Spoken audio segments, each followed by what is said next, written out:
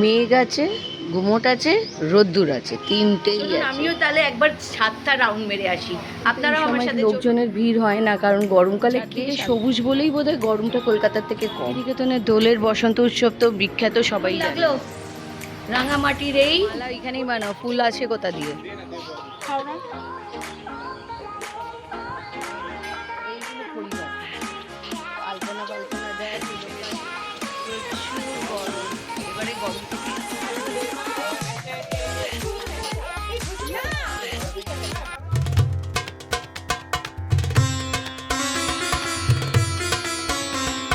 শান্তিনিকেতনের ওয়েদারটা মেঘ আছে, গুমোট আছে, রোদ্দুর আছে, তিনটেই আছে। তার পিছনে আমাদের এই যে বারান্দা এইখান দিয়ে রাস্তাটা এইরকম দেখা যায়। ওইটা মেন রোড। গুড মর্নিং বন্ধুরা, একবার আবার আমি রূপালী জিন্দেগিতে আপনাদের স্বাগত জানাচ্ছি। আপনারা সবাই কেমন আছেন বন্ধুরা? আশা করি ভালোই আছেন। দূরে খুব সুন্দর কোকিল ডাকছে। আপনারা তো জানেনই আমি কালকে শান্তিনিকেতন এসেছি সবার সাথেই। ও এটাই তো দরকার। হঠাৎ করে ডিসিশন হলো আর হঠাৎ করে আমরা শান্তিনিকেতন চলে আসলাম। এখানে পরিবেশ সত্যি দারুণ। মেঘলা আকাশ আছে, কিন্তু গুমোটও আছে, আবার রোদ্দুরও আছে, কিন্তু তাও ভাল লাগছে। বাইরের ওয়েদারটা তো দেখেই আসলেন, মানে মেঘ আছে, রোদ্দুর আছে আর গুমোট আছে, তিনটে নিয়েই রয়েছি। তবে কলকাতা থেকে কম গরম, এটা বলা যায়। এখন আমরা যাচ্ছি, কোথায় যাচ্ছি? কঙ্কালীতলায় মন্দিরে যাচ্ছি। সবার চান চলছে, বাবান চানে ঢুকেছে, আমার চান হয়ে আমি রেডি হয়ে বসে আছি। সায়ন্তিকারও চান হয়ে গেছে আর দোলারও চান হয়ে গেছে। দোলা এখন ছাদে গেছে পরিবেশটাকে দেখতে, বাইরে দিয়ে প্রকৃতিটাকে কেমন দেখা যায়। চলুন আমিও তাহলে একবার ছাদটা রাউন্ড মেরে আসি। আপনারাও আমার সাথে চলুন ছাদে। এক্সপ্লোর করতে এসেছি হোটেলটাকে, বেশ ভালো, বিশাল হোটেল। এই তো নিচ থেকে ওপরে উঠলাম, এখানে একটা রবীন্দ্রনাথের ছবি আছে। ছাদে যাচ্ছি, বেশ পরিষ্কার পরিচ্ছন্ন, সাজানো গুছানো, মোটামুটি ভালোই, খারাপ না। কালকে এসিটা একটু সমস্যা করেছিল, 4 বেডের রুম নিয়েছিল, কিন্তু এসিটা ডিস্টার্ব করছিল। কিন্তু তাও একটা এসি চলছিল তো ঘরটা অটোমেটিক ঠান্ডা হয়ে যাচ্ছিল, অতটা লাগছিল না গরম। ছাদে যাওয়া যাবে তো? এখানে তো কেউ নেই, আমি বেকারি কাউকে জিজ্ঞেস করছি। যাই, আসছি আমি। কেউ আছে? গাছগাছরা ও, এইখানেও ব্যবস্থা আছে খাওয়া দাওয়ার। এত বড় হোটেল কিন্তু লোকজন বিশেষ নেই, প্রায় সব ঘরেই তালা ঝুলছে। এই সময় তো কেউ আসে না, সিজনও নয়। এখানেও ব্যবস্থা আছে।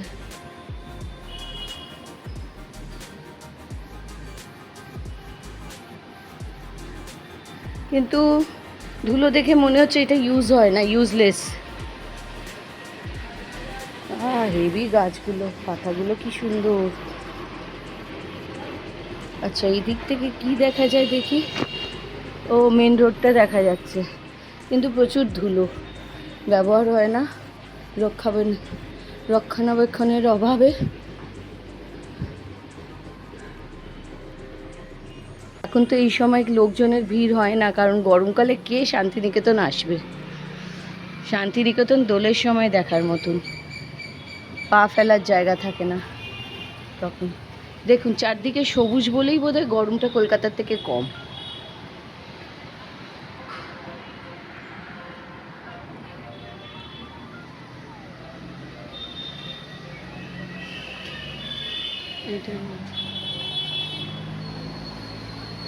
হয়তো পিক সিজন হচ্ছে এদের দোলের সময়, কারণ শান্তিনিকেতনের দোলের বসন্ত উৎসব তো বিখ্যাত, সবাই জানেন। আকাশটা প্রচণ্ড মেঘলা আর গুমোট একটা বাইরে, কিন্তু হাওয়া দিচ্ছে। ও বাহ, দূরে গণেশের মূর্তি রয়েছে। এখান দিয়েও নামার একটা সিঁড়ি আছে। এই ফুলের গাছটা হেভি লাগছে।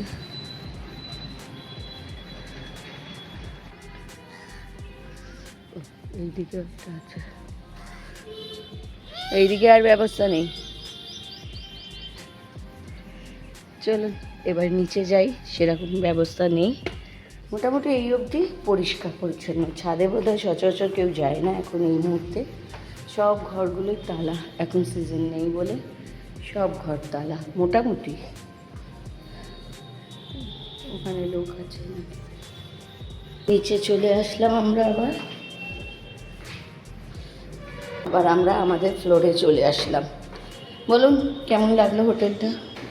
চলুন, পৌঁছে গেছি। কেমন লাগলো রাঙামাটির এই হোটেলটা? পুরোটাই ফাঁকা একদম। আমরা বেরিয়ে পড়েছি। দোলার সাজ, দোলা এখানে দাঁড়িয়ে মুখটা দেখা, ওই যে সায়ন্তিকা, সবাইকে খুব কিউট লাগছে। চলো যাওয়া যায়।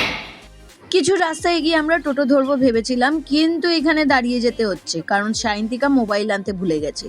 তাই এখানে গাছগাছরাগুলো দেখছি আর এই পুরোনো বাড়িটাকে দেখছি।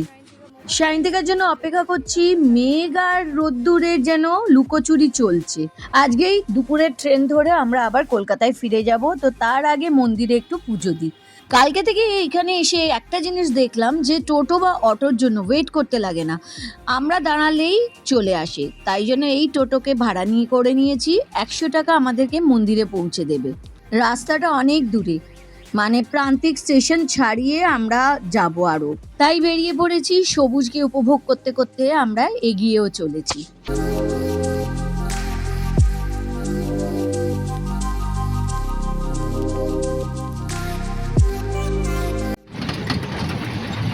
কালকে এই রাস্তাটা ধরে এইদিকে গিয়েছিলাম, আজকে এইদিকে যাব। চিনে গেছি গোয়ালপাড়া, সামনে সোজা গেলে গোয়ালপাড়া পাবো।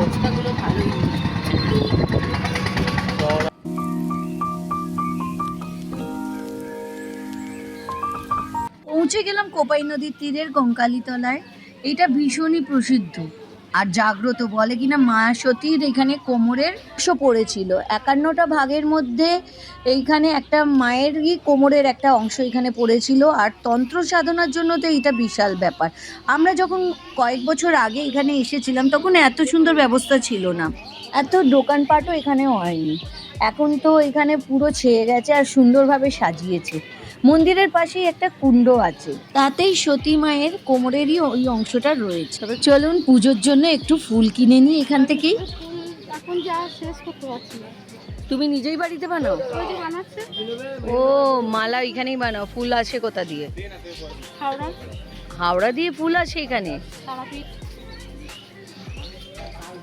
এইখানের ফুল নয়, হাওড়া থেকে ফুল আসে। তাও ফুলের দামটা খুবই সস্তা, 10-20 টাকাতেই বড় 108টা ফুলের জবা ফুলের মালা দিয়েছে। কলকাতা হলে তো এটার ব্যাপক দাম হতো, 50 বা 100 টাকা তো নিতই। মন্দির প্রাঙ্গণটাও বিশাল বড় করেছে। আর এইখানে বাইরে হাট বসেছে, ওই যেরকম হাট সোনাঝুরিতে দেখেছি ঠিক সেই রকমই। এখনো বসেনি, কিছু রয়েছে, বাদবাকি আরো বসবে। কিন্তু পুজো দিয়ে এবারে আমাদের তাড়াতাড়ি বেরিয়ে যেতে হবে। রোদ্দুরের তাপও ক্রমশ বাড়ছে। চলুন সবার আগে পুজোটা দিয়ে নিই।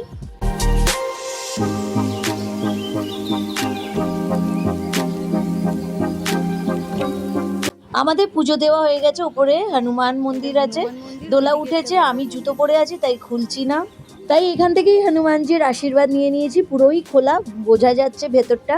পিছন দিকে ঠিক ভৈরব বাবার মন্দির আছে, সেখানেও আমরা যাব। ওই দিকটা এইটা পুরোটাই, এখানটা মেলা বসেছে, মেলার ভেতর দিয়ে আমরা ভৈরব বাবার মন্দিরে যাব। চলুন ওখানেও দর্শন করে নিই। ওইদিকে বোধহয় কোপাই নদীর তীর হবে। কয়েক বছর আগে যখন এসেছিলাম তখন আমরা ওই কোপাই নদীর তীরেতে বসেছিলাম। এখানে আর একটা মন্দির, ছোট্ট ছোট্ট অনেকগুলো মন্দির আছে। আগের বার যখন এসেছিলাম বন্ধুরা, তখন কোপাই নদীর তীরে আমরা গিয়েছিলাম, তো দেখেছিলাম ওখানে খুব একটা জল নেই। নদীটা আছে কিন্তু জলের পরিমাণটা ভীষণই কম। রবীন্দ্রনাথের কবিতাটা আছে না, আমাদের ছোট নদী চলে আঁকে বাঁকে, বৈশাখ মাসে তার হাঁটু জল থাকে, তো সেই রকমই অবস্থা। এই নদীটাকে নিয়েই উনি বোধহয় কবিতাটা লিখেছিলেন। ভৈরব বাবার মন্দিরের বাইরে বেশ বড় মেলা বসেছে। মন্দির দর্শন হয়ে গেছে, এবারে পেট পুজো করে তারপরে আমরা আবার স্টেশনের পথে রওনা দেব। চলুন পেট পুজো করা যাক। আমাদের হয়ে গেছে ঘোরা, আবার আমরা এসে গেছি শান্তিনিকেতন স্টেশনে। এবারে বাড়ি ফেরার পালা। দোলা পুরো সেজে গুজে রয়েছে। কাল ঠিক এই সময় আমরা স্টেশনে পৌঁছেছিলাম, আর আজকে এই সময়তেই এবার ফেরার পালা। 1টার সময় আমাদের ট্রেন, এখনও দেয়নি ওতে। কবিগুরু এক্সপ্রেস না, শান্তিনিকেতন এক্সপ্রেস আমাদের। তো বাবানরা জল খুঁজতে বেরিয়েছে। এখানে জলের বোতলের ক্রাইসিস, জল আছে কিন্তু ঠান্ডা জল নেই। এই গরমে একটু ঠান্ডা জল চাই। তবে কলকাতার থেকে আমি বলবো বাবা যথেষ্ট। এই তো শান্তিনিকেতন এক্সপ্রেস 1:15, শান্তিনিকেতন এক্সপ্রেস 1:15-তে দেখাচ্ছে। রাঙামাটি হোটেল থেকে আমাদের এখানে পৌঁছাতে 5 থেকে 10 মিনিট লাগলো, কিন্তু যাওয়ার সময় কালকে আমাদের মিনিমাম 20-25 মিনিট লেগেছিল। মনে হয় টোটোওয়ালা পুরো ঘুরিয়ে ভেবেছে যদি আমাদেরকে ও হোটেলে তুলতে পারে তাহলে ও কমিশনটা পাবে, কিন্তু সেটা সম্ভব হলো না। ট্রেনেতে বসে গেছি, প্রচুর গরম, এবারে গরমকে টের পাওয়া যাচ্ছে। ওইদিকে বাবান আর সায়ন্তিকা বসেছে, আর এইদিকে আমি আর দোলা বসেছি। কিন্তু আমাদের এই জানলা দিয়ে পুরো রোদ্দুরটা ভেতরে ঢুকছে। জানি না এতটা জার্নি আমরা কি করে যাব। এসিতে রিজার্ভেশন পাইনি, কিন্তু নন এসির দুরবস্থার শেষ নেই।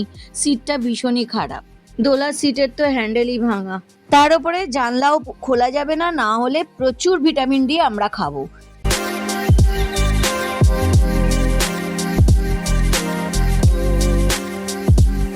আমাদের ট্রেনটা অনেকক্ষণ দাঁড়িয়ে আছে ঠিক হাওড়া স্টেশনের আগে। বন্দে ভারত যাচ্ছে, তো তাকে চান্স আগে দেওয়া হচ্ছে। আর ব্যাপক গরম, এবারে হাড়ে হাড়ে বুঝছি যে লোকেরা গরমেতে শান্তিনিকেতন কেন যায় না। এই যাতায়াতের হ্যাপাটা প্রচুর। এসি হলে তাও ম্যানেজ হয়ে যায়, কিন্তু নন এসিতে ভীষণ কষ্ট হয়। প্রায় 4টে বাজতে চললো, বহু কষ্টে এসেছি। রুমাল বারবার ভেজাচ্ছি, মুখে চাপা দিচ্ছি, আর রুমাল নিমেষে শুকিয়ে যাচ্ছে, এত রোদ্দুরের তাপ। আর জানলাও খুলতে পারছি না, জানলা খুললে পুরো পিঠ ঠেকানো যাচ্ছে না। তাপটা পুরোটাই রোদ্দুরের পড়ছে সিটেতে, আর সিট পুরো তেতে আগুন হয়ে রয়েছে। আর ওইদিকে দোলা সিটটা তো পুরো ভাঙাই ছিল, তাই দোলা পুরো সিট এক্সচেঞ্জ করে নিয়েছে। এতক্ষণ পরে আমাদের ট্রেনটা ছাড়লো, মিনিমাম 15-20 মিনিট হয়ে গেছে আমরা হাওড়ার বাইরে দাঁড়িয়ে রয়েছি গরমেতে। আজকে দিনটা ছাড়ো, 5 মিনিট ওয়েট করে যদি ঘোড়া চলে আসবে। 5 মিনিট দাঁড়াও, ও চলে আসবে। হ্যালো, কোথায় তুই? মা চলে গেছে? হ্যাঁ, আরে তুই কোথায় বল আমাকে, তাহলেই তো বুঝতে পারবো। ল্যাপটপ নিয়েছিস? আরে ল্যাপটপটা আমি নিতে ভুলে গেছি। আচ্ছা বাবা নিয়ে আসবে, এক্ষুনি লাগবে কি? আচ্ছা ঠিক আছে ঠিক আছে। স্টেশনে আমরা একটু খাওয়া দাওয়া করে বাড়ি চলে এসেছিলাম, ফ্রেশ হয়ে শিবার বাড়িতে এসেছি। আজকে শিবার জন্মদিন, আর বাবান গেছে দোলাকে মেট্রোতে তুলতে। তো চলে আসবে কিছুক্ষণ পরেই, তারপরে আমাদের জন্মদিনের কেক কাটা হবে।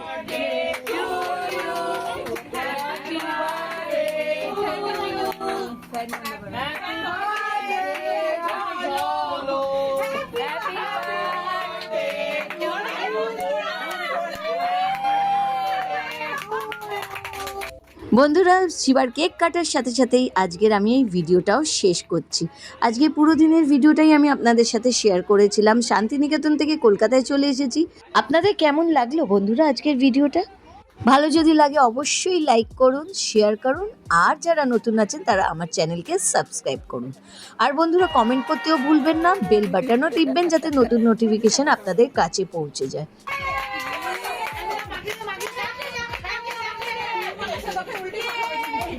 আজকে তো সত্যি গরমে আমরা নাজেহাল হয়ে গেছিলাম। বিশেষ করে ট্রেন জার্নিটা আমাদের কাছে ভীষণই শাস্তি হয়ে দাঁড়িয়েছিল। কিন্তু দুদিনের ছুটিতে যদি রিজার্ভেশন কনফার্ম থাকে এসিতে, তবেই যাওয়া পসিবল, না হলে এইভাবে যাওয়াটা সম্ভব না, সেটাও আমরা বুঝে গেছি। বন্ধুরা আজকের ভিডিও তো আমি এখানেই শেষ করছি। আপনারা ভালো থাকুন, সুস্থ থাকুন, আর আমার ভিডিওটা দেখতে থাকুন। আমরা তো জানি না বাইরের পরিবেশটা কেমন থাকে গরমেতে, আজকে আমি সেই অভিজ্ঞতাও নিয়ে নিয়েছি। আজকে শিবার স্পেশাল ডে, সেই জন্য সব ভাই বোনেরা মিলে ওকে ভূত বানিয়ে দিয়েছে। আর এর সাথেই আমি আজকে ভিডিও শেষ করছি। আপনারা ভালো থাকুন, সুস্থ থাকুন, আর আমার ভিডিও দেখতে থাকুন। গুড নাইট বন্ধুরা।